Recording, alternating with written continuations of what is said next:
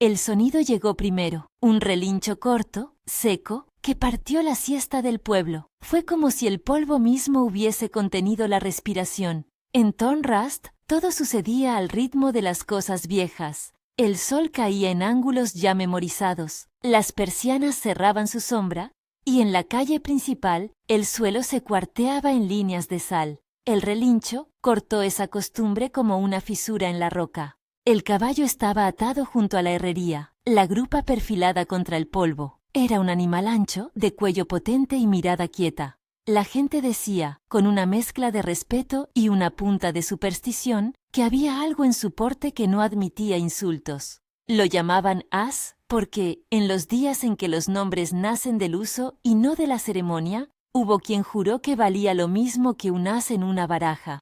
Un activo silencioso, decisivo. Colt Mercer llegó por la sombra del banco, con la chepa del sombrero baja y la pistola vieja haciéndole un ruido metálico cada vez que respiraba. Tenía esa calma de quien ha aprendido a medir a la gente por la distancia que a él le conviene. No vino solo, traía consigo a 2 hombres de manos rugosas y a la certeza de que donde ponía la bota, las palabras se doblegaban o desaparecían. Se detuvo a poca distancia del caballo, miró la crin con desdén. Tiró de la rienda con un gesto que no buscaba control sino espectáculo. El animal estremeció el lomo y raspó el suelo con un hierro. Colt apretó más. El relincho fue más agudo. La multitud alineada frente a la tienda general permaneció ciega o cómoda. Había que ver el pueblo como quien contempla un incendio desde la otra orilla. El calor te llega, pero el agua está lejos. Ayara estaba en el porche de la casa que compartía con el establo. Tenía la mano izquierda apoyada en la barandilla, la derecha ocupada en un vaso de agua templada que no acababa de beber. Era una mujer que podía medir la distancia entre la paciencia y la furia. Su viudez le había enseñado ambas. Vestía el negro que la costumbre le había impuesto y la costumbre le había convertido en armadura. No salió en un golpe de orgullo. Se incorporó despacio y ocurrió que nada en ella fue teatral. Su paso por la calle fue como un rumor de tela sobre la madera. «Suelta la rienda», dijo, sin alzar la voz. Colt la miró como quien mira un elemento decorativo que, por un segundo, le ha dicho algo inesperado. La gente oyó la orden y la confundió con insolencia. Colt rió, una risa corta que descompuso la luz del mediodía. «¿Tú eres la señora del animal?», preguntó. No pidió permiso. Los hombres como Colt rara vez lo pedían. «Soy quien lo cura», respondió Ayara. «Y te pido que lo dejes». No había súplica en su voz, solo una precisión. Había cuidado durante años de ese animal y conocía el límite que Colt cruzaba. La multitud se removió, primera fracción de opinión que, en Thornrust, se manifestaba con un cambio de postura más que con palabras. Colt alargó la mano. Cogió la rienda con fuerza y la sacudió. El cuero mordió la palma del caballo, la piel se tensó, astensó las vértebras como una resaca de lo que ocurrió antes, pero su cabeza fue a Ayara sin dudar. Tomó la esquina del porche como un trazo inevitable y rozó la mano de ella con su hocico. Fue un gesto mínimo, una confirmación. «Reconoce». «¿Qué tienes, vieja?». Colt arrojó la frase con desprecio viejo, como quien remata una pieza de teatro. Ayara no respondió con palabra larga. Solo se acercó y puso las 2 manos, lentas, en el cuello de As. Dejó que la multitud la vieran, sin pedir más, sin hablar. Su silenciosa propiedad era más punzante que cualquier reproche. La tensión quedó colgada un instante, tan fina que la gente pudo oír el roce de una hoja de cartón en la vereda. Fue entonces cuando Colt tiró de la rienda otra vez, con ímpetu. El caballo dio un paso. Ayara extendió la voz, corta y llena de lo que no se dice en las plazas del oeste. «Te pido compás», dijo. «Déjalo, no tienes derecho a hacerlo así». Colt dejó la rienda caer. Lo que siguió fue un silencio cargado. La risa de sus hombres quedó en la garganta. Colt retrocedió con el orgullo raspado, y como si el pueblo fuese una sábana que se le adhiere, se volvió hacia la cantina. Su retirada no era una derrota limpia. Había miradas que guardaban la ofensa, nombres que habría de vomitar más tarde en noches largas. Ayara volvió al porche. La gente murmuró, algunos a gusto porque les habían servido una curiosidad, otros con la semilla de una nueva idea. La mujer que no se doblegaba. El sol volvió a caer en su lugar, como si nada hubiera pasado, pero para quienes habían visto a Colt humillar al animal y luego a ella reclinada con la calma de quien ha visto más cosas y no necesita explicarlas, algo había cambiado. Si te ha atrapado este inicio, suscríbete para más relatos del oeste. Hay historias que necesitan ser oídas con el polvo todavía en la boca. La noche vino y arrastró su manto con sonidos distintos. El chirrido de la puerta del establo, la madera que suspira cuando el día se rinde. Ayara llevaba un farol en la mano, la luz cálida apuntando al pelaje de haz. Había una sábana enrollada, unas tijeras, un frasco con alcohol y vendas limpias. El olor a hierro y a heno llenaba el aire, y algo en la manera en que el caballo arqueaba el cuello hacía tangible una memoria que no se nombraba. Ella desató la soga con movimientos precisos. Con las yemas separó la herida, un hilillo de sangre que, una vez limpio, parecía menor a lo que su ojo temía. Tocó la carne con la rutina de quien no confía en los milagros, sino en la persistencia. Dejó que lo curase. Su respiración fue un metrónomo antiguo que acompañó cada hebra de venda. Mientras vendaba, sus dedos temblaron una vez, y la tristeza le vino como una sombra que no pedía permiso. No eran recuerdos claros los que acudían, sino sonidos. Un metal que canta, la respiración entrecortada de alguien que ya no está, la frase que no llegó a decirse. Quienes han perdido a un marido pueden pasar la vida inventando sus propias despedidas. Ayara no buscaba consuelo en palabras. Encontraba en el tacto una verdad más cruda. Cuidar era una forma de estar viva. Esa noche escuchó pasos lejanos, como si la plaza respirase inquieta. Se sentó en el pesebre y le dejó la venda a Az. Le habló en voz casi inaudible, no porque necesitara respuesta, sino porque la voz propia ayuda a señalar los límites del mundo. «No vuelvas a dejarme sola con la tormenta», murmuró, y en la frase había algo así como una promesa y una memoria trenzadas. Az inclinó la cabeza. Sus ojos mostraron la paz de los animales que han conocido a una sola persona que los ha mantenido. No era humanización, era lealtad. Ella le palmeó la nuca y se fue a la casa, dejándole un cubo de agua. Esa noche le dolió la respiración, un dolor sordo que se pegaba al pecho. Cerró la puerta con la mano acostumbrada a controlar el temple de las cosas. Los días siguientes trajeron ráfagas de calma y estallidos de algo agudo. Colt no había desaparecido del mapa, era más bien como una sombra que se alimentaba del ruido. Empezaron las provocaciones, un herrero al que casi incendian el taller, un tiro que reventó la ventana de la tienda general en una noche sin testigos. La gente habló, pero sin unión.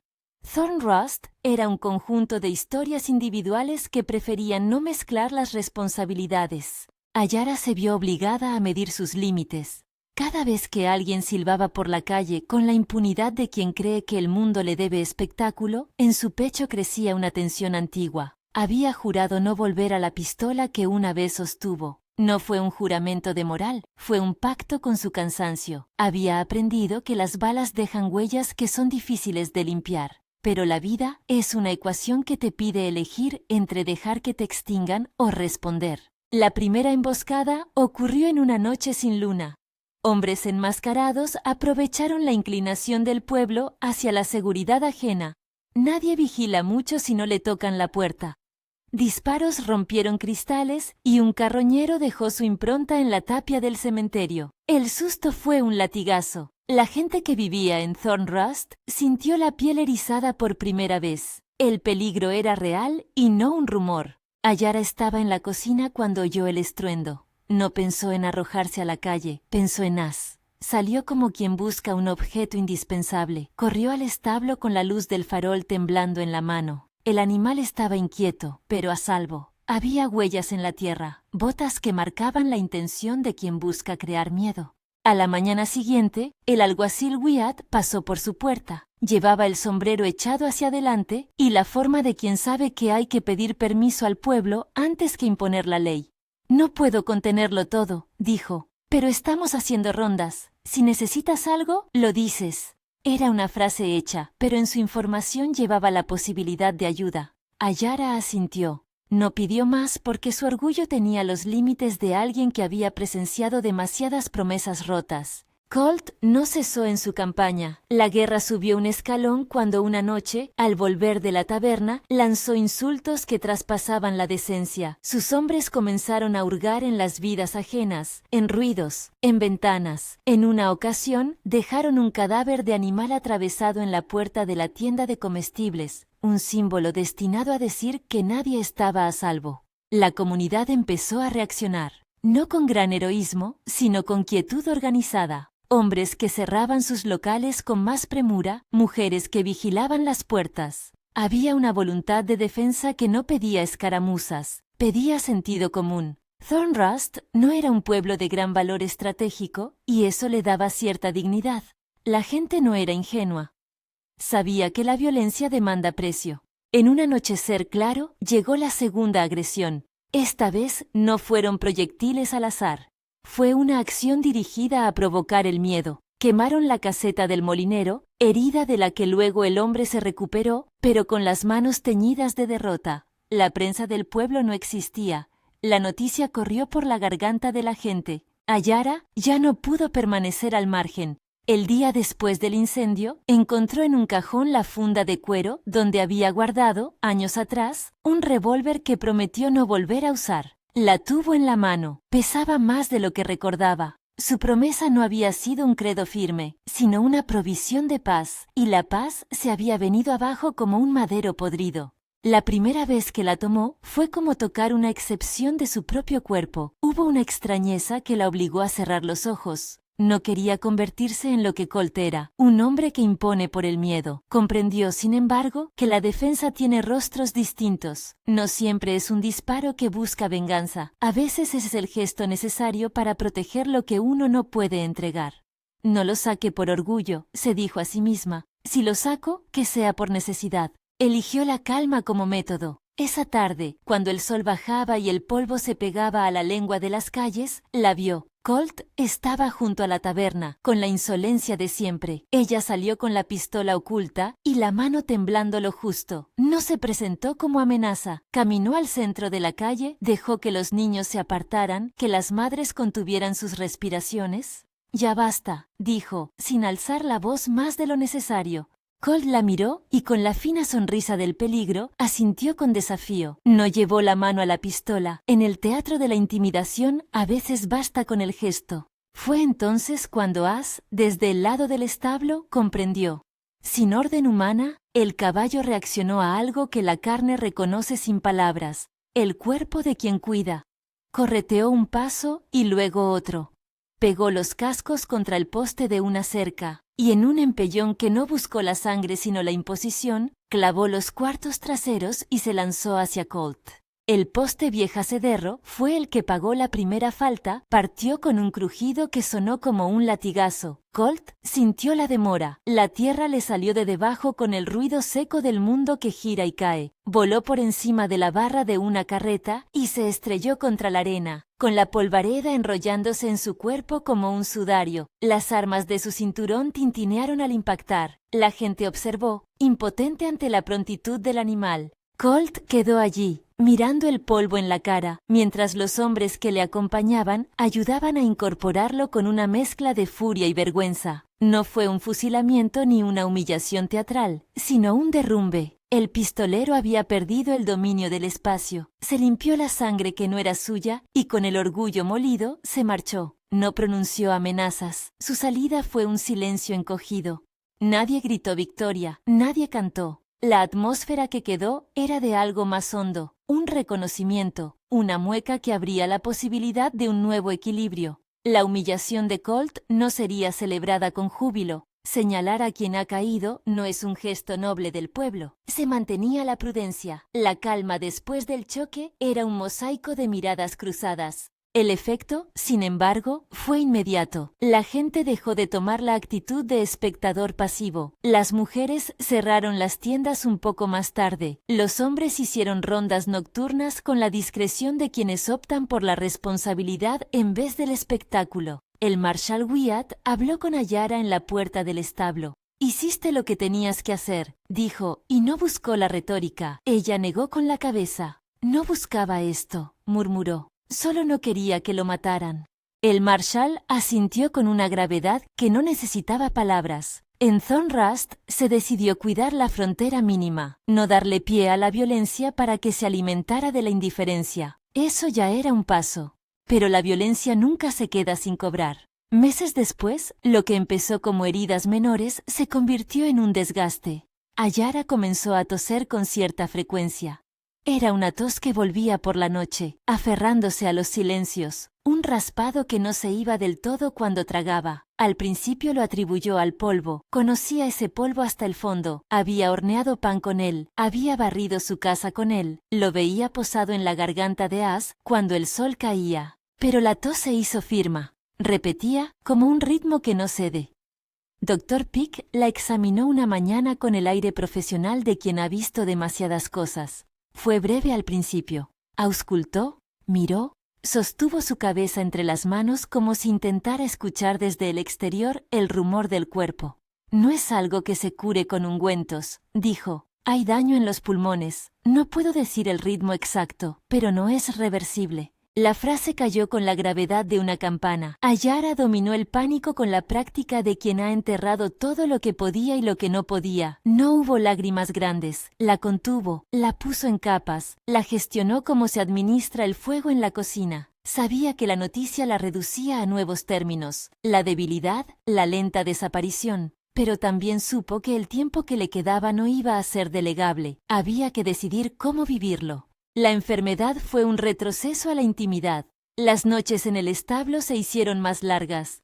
Ayara llevaba mantas, limpiaba llagas de As, le hablaba como quien canta una partitura que conoce de memoria. Sus manos, antes firmes, tuvieron temblores que no le gustaron, pequeñas vibraciones que delataban el avance. En público se mostró con la dignidad de quien sabe que la fragilidad no es espectáculo. En privado, a veces, lloró en silencio, con la frente apoyada en el costado de As. El pueblo cambió la manera de verla. No fue de un día para otro. La transición fue un posible lento que empezó por la distancia. La gente había pasado del desprecio a una reserva que no era compasión fácil, sino respeto. A veces alguien dejaba duelas de madera junto al establo. Otras, flores, pequeñas, humildes. No había palabras grandilocuentes. Thornrust no sabía de grandes elogios, sabía de hechos discretos. Las emboscadas de Colt no cesaron del todo, pero perdieron mordiente. La humillación que sufrió le había hecho retroceder en público. Sin embargo, las manos que quedan a su servicio no son siempre fáciles de contener. Hubo escaramuzas, sí, hombres que llegaron al pueblo con intención de sembrar miedo, pero la comunidad había aprendido a vigilar. Los ataques que se produjeron tuvieron consecuencias. Ventanas rotas, un hombro quebrado en una pelea callejera, un fuego apagado a medias. La violencia dejó su huella en las cosas. Trabajo por reparar, costillas que dolían, noches que no se dormían. En una de esas noches, Ayara bajó la escalera del establo con la respiración demasiado lenta.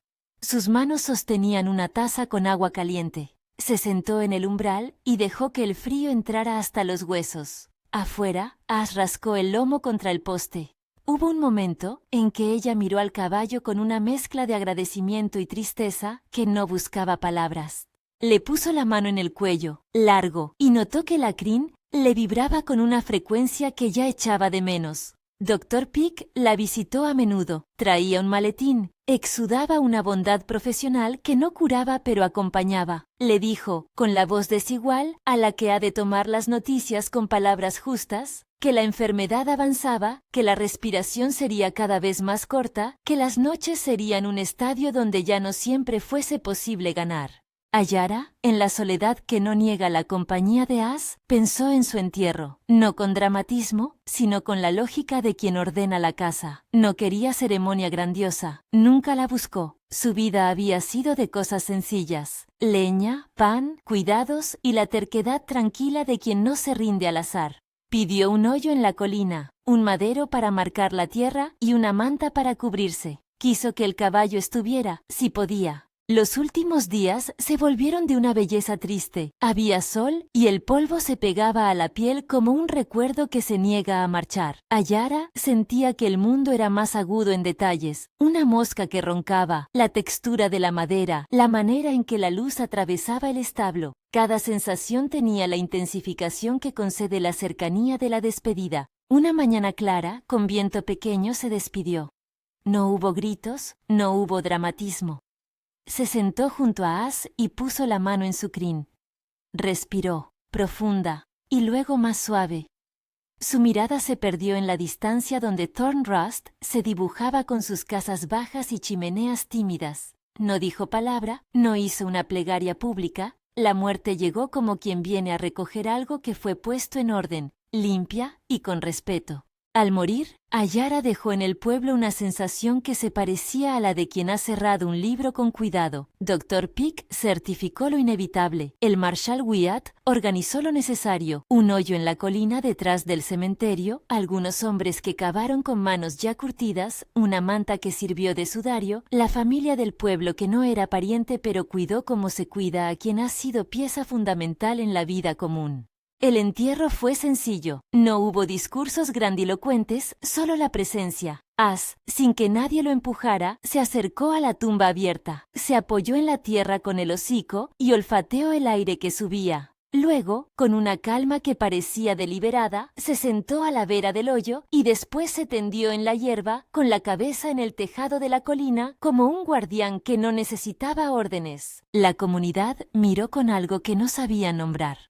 Respeto, sí, pero también culpa convivencial. Había quienes hicieron guardias nocturnas en su memoria, otros que se acercaron al establo para dejar un poco de grano. La vida en Thornrust siguió. Los negocios, las comidas, las pequeñas rencillas que siguen a cualquier muerte. Pero algo en el pulso del pueblo había cambiado. La forma en que miraban a las viudas, a los que cuidan las cosas sin pedir nada a cambio, se había vuelto más cercana a la compasión. Colt, cuando supo de la muerte, no asistió. Su derrota le había dejado un sabor que no curaba con ausencias. Dicen que pagó su precio. La gente susurró que ya no miraba con la misma arrogancia los umbrales ajenos. No hubo redención dramática.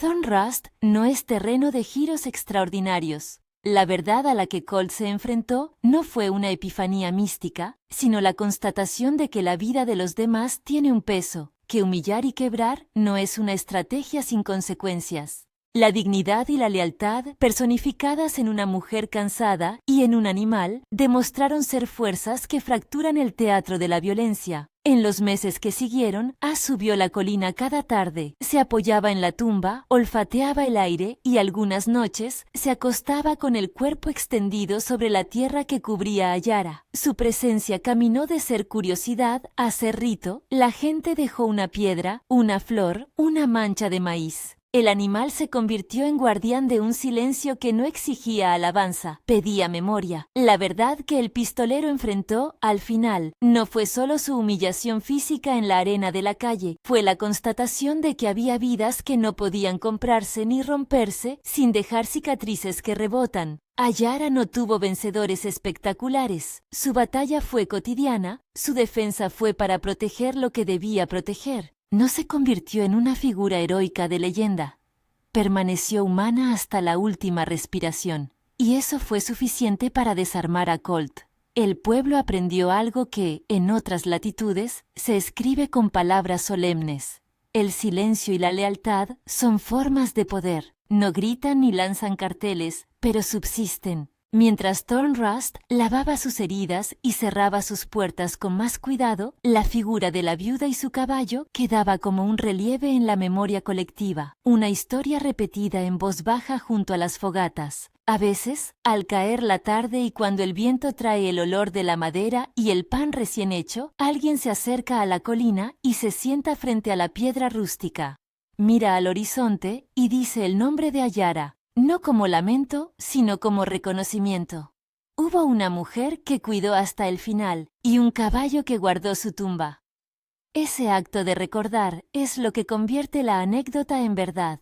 En la última escena que quedó en la mente de Thornrust, As se levantó temprano y subió la colina. Llegó a la tumba, olfateó y olfateó, hasta que la mañana le atravesó el lomo. Se tumbó al final, con la cabeza apoyada en la tierra que cubría a Yara, y cerró los ojos como quien sabe que la guardia ya no requiere movimiento. La imagen quedó como una postal en la memoria del pueblo, un animal imponente, quieto, custodiando lo que fue una vida sencilla y la dignidad con la que fue vivida. La verdad del pistolero, por tanto, no fue una revelación de nobleza inesperada, sino la confrontación con una humanidad que no admite la violencia gratuita. Colt se vio frente a un gasto que no era rentable. La humillación pública que él intentó imponer rebotó en la lealtad y en el silencio que Yara ofrecía como defensa. Aquello no limpió la historia ni borró el rastro de la violencia, pero dejó una lección tomada en las calles polvorientas de un pueblo que aprendió a mirar distinto. Si esta historia te ha tocado, comparte el vídeo y descubre otras historias en el canal. Comenta cuál personaje te impactó más, la viuda, el caballo, el alguacil o incluso el pistolero que tuvo que mirar su propia verdad. Quedan muchas historias por contar en el polvo del oeste. Algunas enseñan a cuidar, otras enseñan a callar con dignidad. La última imagen que se quedó en Thornrust fue la de la colina al atardecer. As, imponente y quieto, mirando el horizonte, y luego, como si el cansancio le venciera, acostándose junto a la tumba. El pueblo no se lanzó en proclamas. Guardó silencio y lo convirtió en un acto de memoria. Allí terminó la historia de la viuda y su caballo, y allí quedó la verdad que un pistolero se tuvo que enfrentar. La dignidad de los silencios y la lealtad que no pide nada y sin embargo lo contiene todo.